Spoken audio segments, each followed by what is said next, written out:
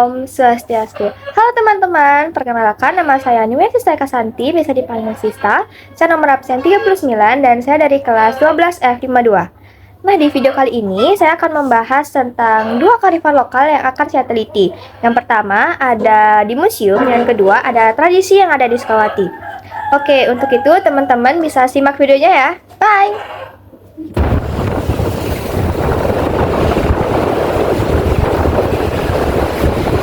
Halo guys, jadi hari ini aku udah berada di salah satu tempat yang akan aku lakukan penelitian, yaitu di Museum Rudana. Mau tahu keseruannya? Yuk ikutin terus. Baru melangkah masuk ke tengah Museum Rudana dan rasanya langsung ketarik ke dunia seni, budaya, dan cerita yang hidup di setiap sudutnya. Museum Rudana adalah ruang seni yang menyimpan kekayaan budaya Bali, mulai dari lukisan, patung, hingga karya seniman Nusantara. Tempat ini bukan hanya museum, tapi juga ruang belajar dan ruang inspirasi. Baik, selamat sore Bapak. Sore. Jadi saya dari SMA Negeri 1 Sukawati dari kelas 12 juga ini untuk ujian praktek. Izin mewawancara Bapak tentang Museum Rudana ini. Nah, langsung saya ke pertanyaan pertama. Apa sih sejarah dan juga filosofi yang ada di Museum Rudana ini?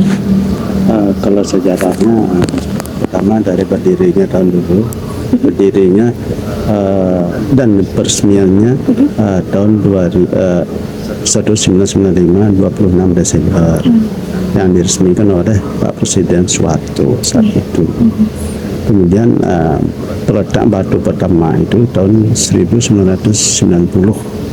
Jadi 90 ke 95 itu 5 tahun jadinya ya. Itu. Kemudian itu ada istilahnya semacam prinsip dasar pembangunan itu ada Trihita Krana. Itu kan tahu dari Trihita Krana? Ya ada. Terus nanti penjelasnya ada di sini, lebih jelasnya.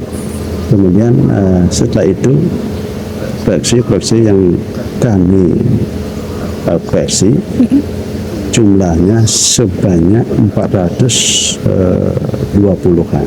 Banyak ya? Banyak. Itu terdiri dari lukisan, patung, wayang, dan salah satunya apa lagi itu ada topeng. Topeng. Ya, topeng itu. Ya. Itu dulu. Lanjut ke pertanyaan yang kedua, mengapa masyarakat di daerah ini itu melestarikan kearifan lokal ini, Bapak?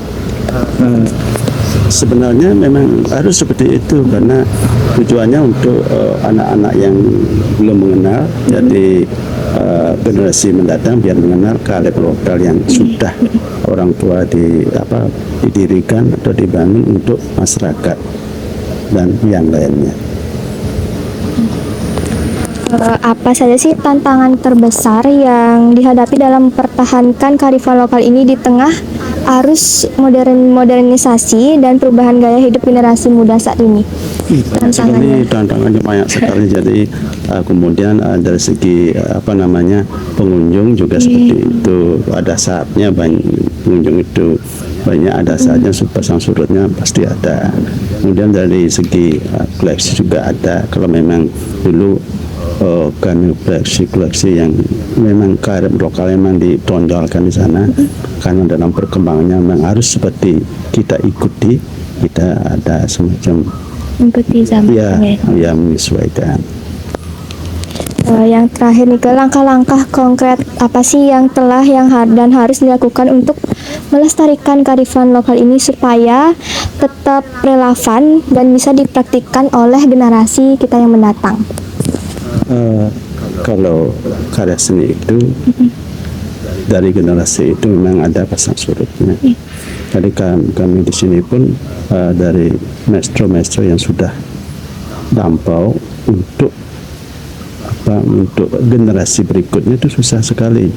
Karena tantangan yang ini yang semacam online ini banyak tantangannya itu. Jadi orang-orang mencari kerja bukan untuk melukis, untuk seni bukan, tapi ke hal lain, ke pariwisata utamanya. Itulah tantangannya untuk biar bertahan dan bisa dinikmati oleh anak-anak berikutnya. Kemudian selain itu pandangan juga uh, pandangan untuk seni itu saat ini agak lesu. Sebagaimana kunjungan berkurang, jadi minat orang bertanya itu atau melihat itu juga agak jenuh lah istilahnya. Mungkin saatnya seperti itu ada perkembangan pasang surut. Baik, terima kasih banyak sekali Bapak untuk wawancara. Museum Rudana menghadirkan kearifan lokal Bali melalui berbagai karya seni dan ruang pamer yang penuh makna. Bagi generasi muda, museum ini menjadi pengingat bahwa budaya bukan hanya warisan masa lalu, tetapi tanggung jawab untuk dijaga dan dilestarikan. Demikian perjalanan singkat kita di Museum Rudana. Terima kasih telah menyaksikan dan kita lanjut ke kearifan lokal yang berikutnya. Bye-bye.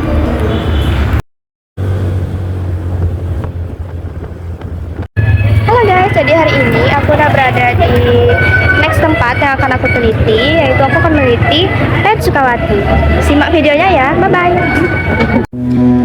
Di tengah hiruk pikuk zaman modern, masih ada tradisi yang terus dijaga dengan penuh makna. Inilah tradisi Pet Sukawati, sebuah warisan budaya yang hidup lewat kebersamaan, kepercayaan, dan nilai leluhur. Lewat cuplikan ini, kita diajak melihat bagaimana tradisi bukan sekedar ritual, tapi juga identitas yang terus menyatukan generasi.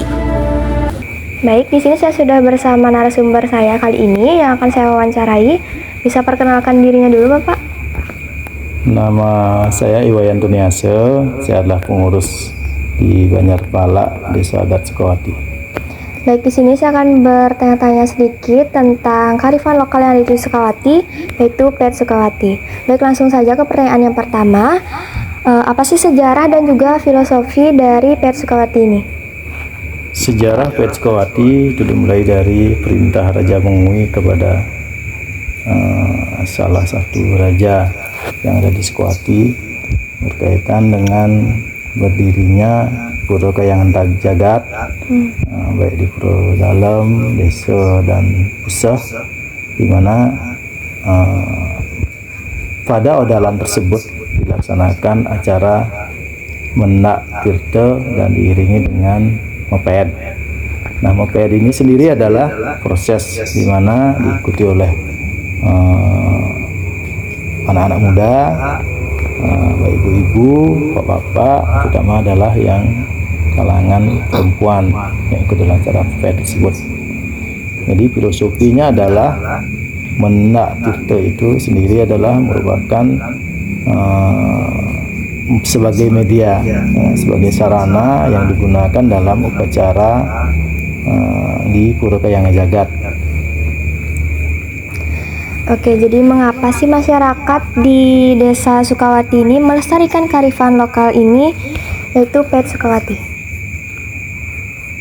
Karena itu adalah tradisi yang sudah berjalan turun-menurun, ya, otomatis harus dijalankan, karena ini adalah sebuah warisan tersebut memang harus kita pertahankan dan mudah-mudahan bisa bertahan terus-menerus sesuai dengan pendahulu atau penuh ataupun pendiri di awal terkait dengan sejarah berdirinya pura tersebut. Ada nggak sih keunikan dari Pet Sukawati ini? Pet Sukawati itu adalah mempunyai keunikan tersendiri, ya. Satu, di mana dalam pet sendiri itu merupakan iring-iringan, di mana iringan-iringan tersebut dari anak kecil, dewasa, baik juga PKK yang sudah menikah, dan diiringi juga gong, di mana dalam pet tersebut juga terdapat pakem-pakem ataupun aturan-aturan yang sesuai dengan yang dijalankan di awal. Salah satu contohnya adalah menggunakan bunga itu standarnya tingginya berapa, misalkan contohnya. Terus juga bebat ataupun yang digunakan sebagai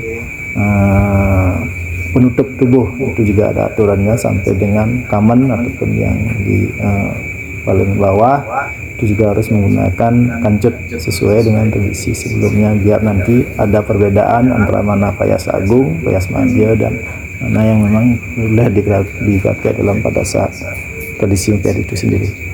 Baik, terima kasih informasinya Bapak. Lanjut ke pertanyaan yang terakhir. Apa saja sih tantangan dan juga solusi yang diberikan dalam mempertahankan kearifan lokal ini di tengah arus modernisasi dan juga perubahan gaya hidup generasi muda pada saat ini?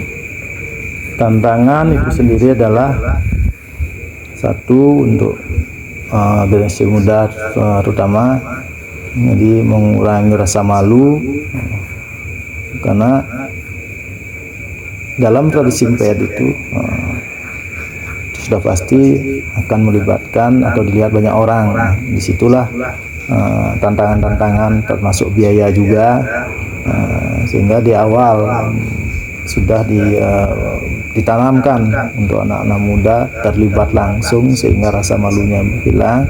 Dan untuk biaya-biaya yang timbul nanti dibuatkan standar terutama pakaian, sehingga nanti tidak terlalu mahal biayanya, tidak mengurangi arti daripada tradisi itu sendiri.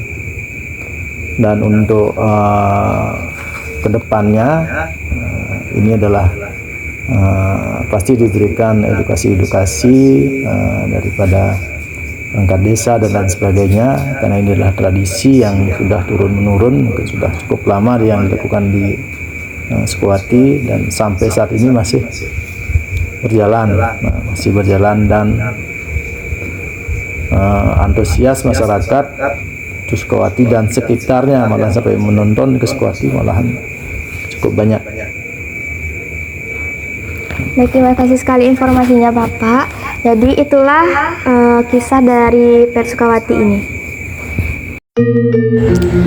Pet Sukawati bukan sekedar tradisi, tapi cerita tentang kebersamaan, rasa hormat, dan warisan yang terus hidup sampai saat ini. Di setiap langkah dan iringan, tersimpan nilai yang mengajarkan kita untuk saling menjaga dan menghargai. Untuk generasi muda, inilah momen kita untuk tetap peduli, belajar, dan ikut melestarikan budaya sendiri. Karena tradisi bukan hal lama yang ditinggalkan, tapi identitas yang terus kita bawa ke masa depan. Oke teman-teman, itulah tadi video tentang penelitian yang sudah saya teliti, yaitu ada dua, yang dimana yang pertama saya mengambil Museum Rudana, yang dimana di sana banyak sekali terdapat warisan-warisan budaya dan juga peninggalan-peninggalan sejarah. Lalu yang kedua itu adalah tradisi Pet Sukawati yang masih dilestarikan hingga saat ini. So, akhir kata saya tutup dengan Prama Santi, Om Santi Sati Om. See you, bye-bye.